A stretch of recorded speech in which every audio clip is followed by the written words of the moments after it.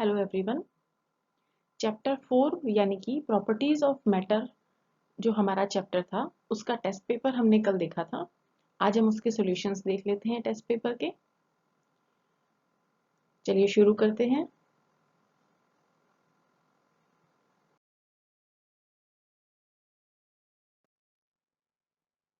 As usual जैसा हमारा test का पैटर्न रहता है, हर क्वेश्चन जो है वो 1 नंबर का था और मैं आपको आंसर्स बता रही हूँ। आप अपने आंसर्स खुद चेक करके खुद का इवैल्यूएशन कीजिएगा।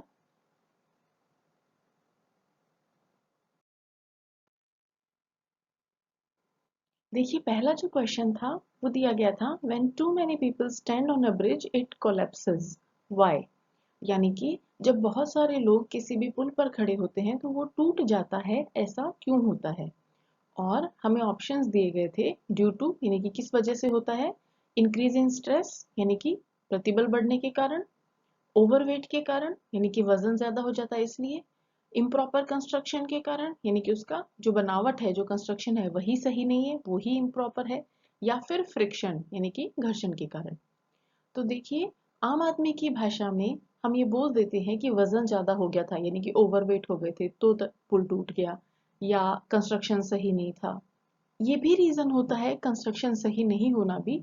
लेकिन हम एक बार के लिए क्वेश्चन के हिसाब से या साइंस के स्टूडेंट होने के नाते कैसे भी मान लीजिए, मान लेते हैं कि हमारा जो कंस्ट्रक्शन वगैरह है सब प्रॉपर है, या प्रॉपर नहीं भी है तो जो भी उसका इम्प्रॉपर है उसकी भी कुछ होल्ड करने की कैपेसिटी होती है। तो जब उस कैपेसिटी से ज्यादा इसके ऊपर तनाव पड़ता है तो हमारी जो वस्तु है वो टूट जाती है। साइंस के स्टूडेंट होने के नाते हम इसे सिंपल टर्म्स में कैसे कह सकते हैं कि जब हमने चैप्टर पढ़ा था तब हमने पढ़ा था कि कोई भी वस्तु है वो एक निश्चित सीमा तक प्रतिबल को सहन कर लेती है, और उसके आगे अगर प्रतिबल, उससे ज्यादा अगर प्रतिबल लगता है तो वस्तु टूट जाती है। ऐसा हमने पढ़ा था चैप्टर में। तो यहाँ भी हम साइंटिफिक रीजन देते हुए कहेंगे कि उस पर बहुत ज्यादा लोग खड़े हो जाएंगे अगर, तो फिर पर यूनिट एरिया जो फोर्स लग रहा है यानी कि उस पर जो स्ट्रेस लग रहा है, जो प्रतिबल लग रहा है, उसका मान उसकी कैपेसिटी से, प्रतिबल का मान कैपेसिटी से ज्यादा हो जाता है। वस्तु के प्रतिबल को झेलने की जो कैपेसिटी है उससे ज्यादा हो जाता है और वो पुल हमारा टूट जाता है। तो साइंटिफिक दृष्टि से बोले या चैप्टर की दृष्टि से बोले, जैसा भी आपको ठीक लगे, रीजन क्या रहता है, due to increase in stress. Overweight जो है ये जनरल टर्म बोली जाएगी, टेक्निकल टर्म नहीं कह सकते हैं। इम्प्रॉपर कंस्ट्रक्शन अगर आप करते हैं, ऑप्शन टिक। तो देखिए, इम्प्रॉपर कंस्ट्रक्शन भी अगर है तो उसकी भी कुछ तो लिमिट होगी, उस लिमिट के आगे वो पुल टूट जाएगा। तो उस लिमिट तक के आगे भी वो क्यों टूट रहा है, उसका भी कोई रीजन होगा, जो कि हमने यहाँ बताया कि तनाव का रीजन होता है। तो एक तरीके से इम्प्रॉपर कंस्ट्रक्शन भी इसका सही आंसर नहीं दिया जा सकता साइंटिफिक या टेक्निकल टर्म्स में, और फ्रिक्शन के कारण टूटने का तो सवाल ही नहीं है। तो ऑप्शन बचता है हमारा इंक्रीज इन स्ट्रेस, या फिर ये कहूँ टेक्निकली जो आंसर सबसे सूटेबल है वो है हमारा इंक्रीज इन स्ट्रेस, यानी कि प्रतिबल का मान बढ़ जाता है जिसकी वजह से उस ब्रिज की जो प्रतिबल सहने की क्षमता है उससे ज्यादा जैसे ही प्रतिबल होता है वैसे ही हमारा पुल कोलैप्स कर जाता है यानी कि टूट जाता है। तो सही ऑप्शन क्या है, ऑप्शन ए।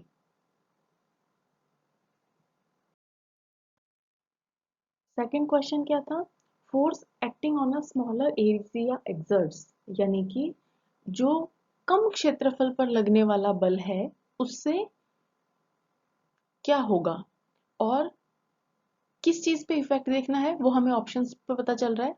ए है लेस प्रेशर, बी है मोर प्रेशर, सी नो प्रेशर, और डी हीट। यानी कि हमें दाब से रिलेटेड या हीट यानी ऊष्मा से रिलेटेड कुछ आंसर देना है। तो फोर्स का हीट से कोई खास लेना देना नहीं है, बचता है प्रेशर वाला। तो देखिए, फोर्स और प्रेशर में रिलेशन होता है, दाब P होता है हमारा F अपॉन A, यानी कि दाब का मान क्षेत्रफल के व्युत्क्रमानुपाती होता है। ठीक है। तो जब क्षेत्रफल का मान कम होगा तो दाब का मान ज्यादा होगा, क्योंकि दाब क्षेत्रफल के व्युत्क्रमानुपाती है। व्युत्क्रमानुपाती का मतलब जैसे जैसे ए का मान यानी कि क्षेत्रफल का मान कम होता जाएगा, वैसे वैसे दाब का मान बढ़ता जाएगा। इसका मतलब हमें जो क्वेश्चन में दिया हुआ है वो क्या लिखा हुआ है, स्मॉलर एरिया है। छोटा एरिया है तो फिर प्रेशर का मान ज्यादा होगा। तो करेक्ट आंसर क्या हो जाएगा, option B, more pressure.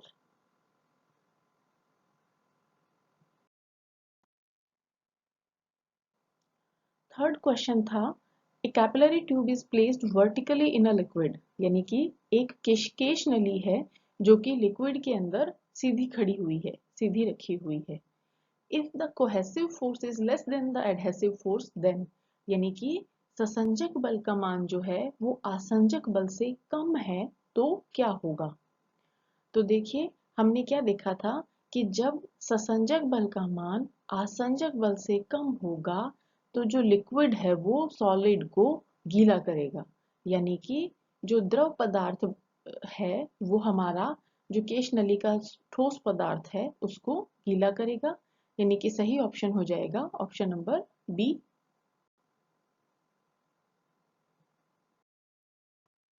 Question 4 क्या था, what happens when stress applied to the body is increased beyond the maximum value and is removed after some time। यानी क्वेश्चन 4 क्या है, क्या पूछ रहा है हमसे कि उस परिस्थिति में क्या होगा जब जो स्ट्रेस हमने किसी भी निकाय पर या किसी भी वस्तु पर लगाया है वो एक मैक्सिमम वैल्यू से इंक्रीज कर जाए, यानी कि एक अधिकतम मान से भी ज्यादा मान का स्ट्रेस हम लगा दें और फिर लगाने के थोड़ी देर बाद हम इसे वापस हटा लें। तो देखिए नॉर्मल कंडीशन में क्या होता है, जब हम किसी वस्तु पर फोर्स लगाते हैं तो वो अपनी आकार, आकृति या लंबाई में परिवर्तन करती है। जैसे ही हम वो फोर्स हटा लेते हैं तो वो अपनी पूर्व स्थिति में वापस आ जाती है और इसी गुण को हम कहते हैं प्रत्यास्था। लेकिन प्रत्यास्था का ये गुण है ये वस्तु में एक लिमिट तक ही प्रभावी होता है, यानी कि एक मैक्सिमम मान तक आप जहां बल लगा रहे हैं तब प्रत्यास्था की घटना आपको देखने को मिलती है। अब हमें क्या कह रहा है कि हम उस मैक्सिमम मान से भी थोड़ा ज्यादा बल लगाते हैं और थोड़े टाइम बाद उसको हटा लेते हैं तो क्या होगा। तो यानी कि अगर उस मैक्सिमम लिमिट तक हमारा तनाव बल था तब तक तो क्या होता, वो वापस अपनी पोजीशन में आ जाती, ओरिजिनल पोजीशन में। लेकिन हमें क्या कह रहा है कि हमने मैक्सिमम से भी ज्यादा लगाया है। तो जब हमने मैक्सिमम से भी ज्यादा बल लगा दिया है, ज्यादा स्ट्रेस लगा दिया है, तो क्या होगा, वस्तु वापस अपनी पुरानी पोजीशन में नहीं आ पाएगी। इसलिए हमारा सही ऑप्शन क्या हो जाएगा, the body can not return to its original position, यानी कि ऑप्शन डी, वापस अपनी ओरिजिनल पोजीशन में नहीं आ पाएगी। और ये जो सीमा है यानी कि जिस मैक्सिमम तक हमारी प्रत्यास्था की घटना प्रेक्षित हो रही है वो सीमा कहलाती है इलास्टिक लिमिट या प्रत्यास्था सीमा। प्रत्यास्था सीमा के बाद क्या होता है, वस्तु अपनी ओरिजिनल पोजीशन में कभी वापस नहीं आ पाती।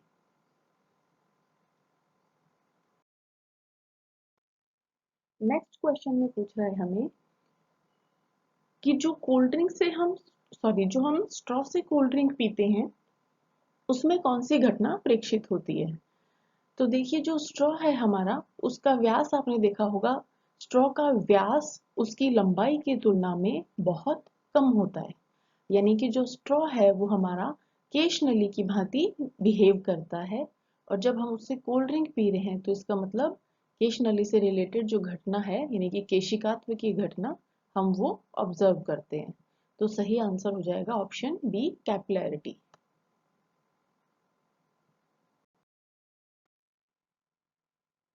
नेक्स्ट क्वेश्चन में हमसे पूछ रहा है which type of elasticity is involved in tangential push on the upper face of a block, यानी कि ये पूछ रहा है हमसे कि एक ब्लॉक लिया हमने, यानी कि कोई लकड़ी का टुकड़ा या कुछ ऐसा लिया है, कोई ब्लॉक लिया है, उस ब्लॉक का जो अपर फेस है यानी कि ऊपरी सतह है उस पर हम स्पर्श रेखीय पुश लगा रहे हैं, यानी कि स्पर्श रेखीय धक्का मार रहे हैं।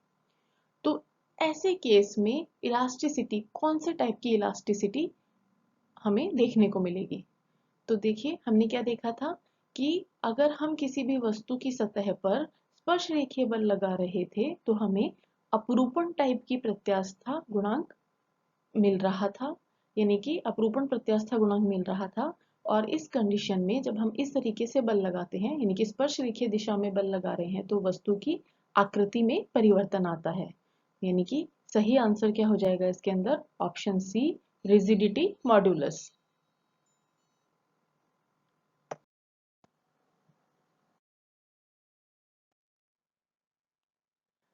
क्वेश्चन 7 हमें क्या दिया गया है? The rise in the level of a liquid in a tube is h, यानी कि किसी लिक्विड के, किसी भी द्रव का हम किसी केश नली में चढ़ाव देखें तो उसकी हाइट जो है, उसकी ऊंचाई जो है वो h है। आगे कहता है कि हम सेम अमाउंट का लिक्विड लें, यानी कि उतनी ही मात्रा का लिक्विड लें और उसके अंदर दूसरी केश नली डालें, और ये जो दूसरी केश नली है इसका जो व्यास है वो पहली केश नली का आधा होगा। ये हमें क्वेश्चन में दिया हुआ है। अगर ऐसा होता है, ऐसी केश नली में ये लिक्विड चढ़ता है, तो इसके अंदर कितना राइज होगा, यानी कि अब इसकी हाइट क्या होगी, ये हमसे क्वेश्चन में पूछा हुआ है। एक बार फिर से बताती हूँ क्वेश्चन में क्या कहा है। एक पात्र है, उसके अंदर द्रव भरा हुआ है, उसके अंदर आपने केश नली डुबोई, तो वो जो द्रव है वो उस केश नली में चढ़ता है और h ऊंचाई तक चढ़ता है। अब क्या कहता है आगे कि हमारा जो सेम लिक्विड लेना है, इस केश नली को हटा देना है और दूसरी केश नली लेनी है। ये जो दूसरी वाली केश नली है इसका व्यास जो है वो पहले वाली केश नली का आधा है। अब क्योंकि केशिकात्व की घटना होगी तो ये लिक्विड इस केश नली में भी चढ़ेगा, दूसरे वाली में भी। तो क्वेश्चन में हमसे पूछता है कि ये जो केश नली में द्रव चढ़ रहा है, दूसरे वाली केश नली में इसकी हाइट क्या होगी। पहले वाली में जो हाइट है वो स्मॉल h दी हुई है, दूसरे वाली में हाइट हमसे पूछी गई है। तो देखिए जो हाइट होती है वो हमारे व्यास के व्युत्क्रमानुपाती होती है। फॉर्मूला क्या होता है? h है हमारा, वो होता है 4s cos theta upon rho D G, जहां d है हमारा केश नली का व्यास और s है हमारा पृष्ठ तनाव। बाकी सारी चीजें आप पहले से जानते हैं। तो यानी कि हमें फॉर्मूला से पता चल रहा है कि h का मान d के व्युत्क्रमानुपाती होता है। यानी अगर d का मान आधा है, व्यास का मान पहले वाले की तुलना में आधा हो जाता है, तो ऊंचाई का मान पहले वाले की तुलना में डबल हो जाएगा, क्योंकि एक दूसरे के व्युत्क्रमानुपाती हैं। व्युत्क्रमानुपाती है मतलब जैसे ही d का मान आधा हुआ h का मान डबल हो जाएगा। यानी सही ऑप्शन हो जाएगा 2h, option D correct answer होगा हमारा।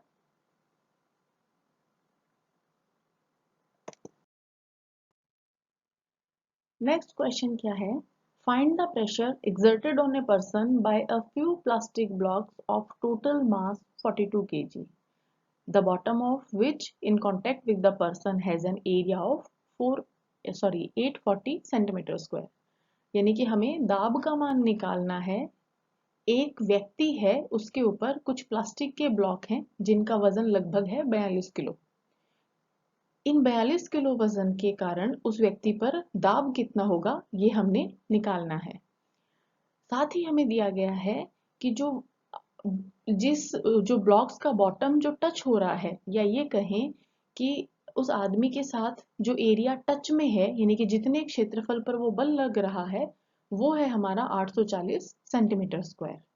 ये हमें दिया गया है। तो हमें प्रेशर का मान निकालना है। तो देखिए प्रेशर क्या होगा? Force upon area. फोर्स क्या होगा? 42 किलो का जो वजन है, 42 किलो का जो द्रव्यमान है, उसके कारण जो वजन लग रहा है उसकी वजह से फोर्स लगेगा। अब हमें पता है अगर कोई द्रव्यमान m है तो यदि हमारा द्रव्यमान m है तो उस पर लगने वाला बल, उसकी वजह से लगने वाला बल क्या होगा? m इंटू जी के बराबर। अब हमारा द्रव्यमान दिया हुआ है 42, तो फोर्स कितना हो जाएगा? 42 इंटू जी, यानी कि 42 इंटू लगभग जी का मान 10 ले सकते हैं। ये तो हो गया हमारा बल का मान। एरिया कितना दिया गया है? 840 सेंटीमीटर स्क्वायर। सबसे पहले हम क्या करेंगे, इसे मीटर स्क्वायर में कन्वर्ट करेंगे। तो 840 सेंटीमीटर स्क्वायर को जब आप मीटर स्क्वायर में कन्वर्ट करते हो तो 840 इंटू 10⁻⁻4 मीटर स्क्वायर आ जाएगा। अब जो आपका बल F का मान आया और ये जो एरिया A का मान है, इसे डिवाइड करके आप अपना आंसर निकाल सकते हैं। जब आप ये कैलकुलेशन करेंगे तो वैल्यू आएगी हमारी 5 इंटू 10⁻3। तो ऑप्शन क्या हो जाएगा हमारा? ऑप्शन डी सही आंसर हो जाएगा।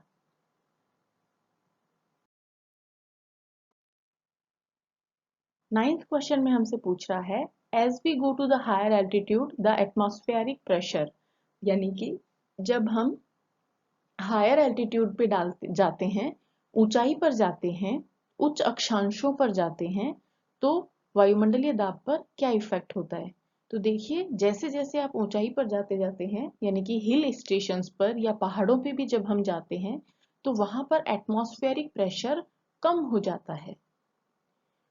और आपने नोटिस किया होगा या कहीं सुना होगा कि जब हम ऊंचाई पे होते हैं, पहाड़ों पे होते हैं, तो हमें सांस लेने में तकलीफ होती है।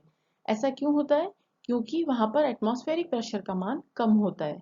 तो इसका सही आंसर क्या हो जाता है कि जैसे जैसे हम उच्च अक्षांशों पर जाएंगे, एटमॉस्फेरिक प्रेशर का मान डिक्रीज होता जाता है। तो सही ऑप्शन हो जाएगा option D, decreases.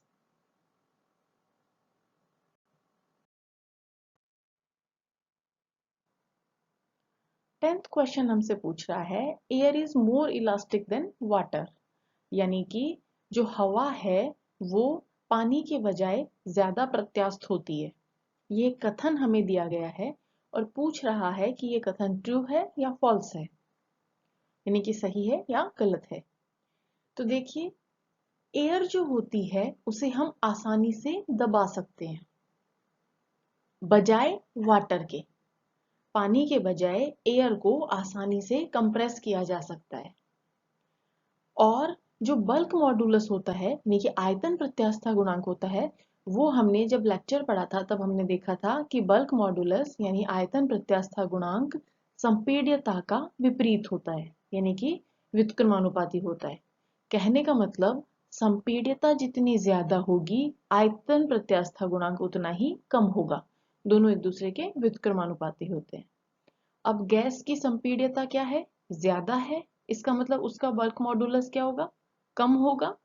Bulk modulus कम होने के कारण हम ये कहते हैं कि जो पानी है वो ज्यादा इलास्टिक होता है बजाय एयर के, यानी हवा के। कहने का मतलब हवा जो है हमारी वो कम संपीड्य होती है, सॉरी, कम इलास्टिक होती है बजाय वाटर के।